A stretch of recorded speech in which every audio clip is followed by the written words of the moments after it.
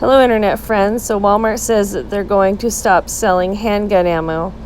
Well, I had to go to Walmart and check it out myself, right? So when I get there, there was a couple of people standing in front of the gun case, or I guess the bullet case you can call it. Not all Walmarts are the same. And we had to wait for somebody to come and help us. So that means that there wasn't like this huge run on ammo. But the fella in front of me, he got a whole bunch. He got 380, 38 special, that kind of thing. And then I get my stuff, and then there was people slowly trickling in behind me, and the people that I talked to who were buying bullets, they said that they had heard this on the news and they were concerned. And one of the fellas behind me, he had an ad for another store. He goes, "Oh, you can get these bullets here cheaper." Anyway, so there wasn't really that many bullets missing or already sold. The 5.56 had a big gap in one of the sections. They have several different kinds of 5.56 that they sell. Anyway, so I'm checking out, and the fella helping me, I said, "Oh, what kind of guns do you have?" And he goes, "Oh, I got rid of all of my guns. My son has a mental health problem, and I didn't want to end up with a dead child." And, I feel bad for people who have suicidal children. Good Lord. And all I could do was look at him like he was a freak, though. I'm like, my God, you never heard of a gun safe for locking up your guns? There's like 20 ways to Sunday to secure your gun from somebody killing themselves. And I've been in places where, like when I worked in a retirement center, I had some guy try to kill himself with a safety razor. Believe it or not, some guy tried to slit his wrists with a safety razor.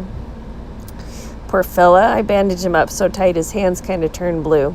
Oops. Anyway, so I looked at the guy and I was trying not to be insensitive because, if you have children, it's a huge deal if your children want to hurt themselves. The heartache that you feel.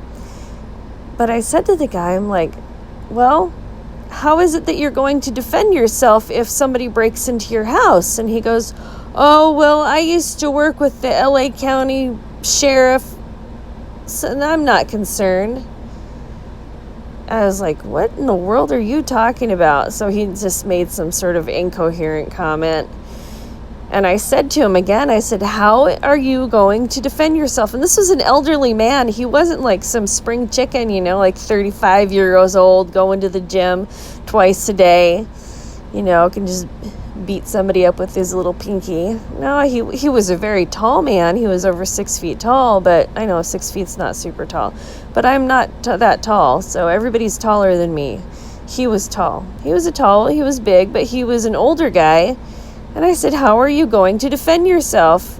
And then I tried to be sensitive, and I said, "Oh, you can just use a baseball bat, sneak up on him." I don't know. But anyway, I never thought I would run into somebody who would voluntarily give up their weapons. That's insane. All right, internet friends. Oh, I have one more thing, too. I did some research on Walmart, and they've tried to pull ammo and guns and all kinds of stuff out of their stores before, and they end up bringing them back. So I don't know if this is like some sort of political move, if Walmart is trying to stay ahead of the politicians, if they're getting a bunch of crazy leftists trying to bully them into getting rid of guns and ammo. All right, internet friends, let me know what you think. Thanks for listening.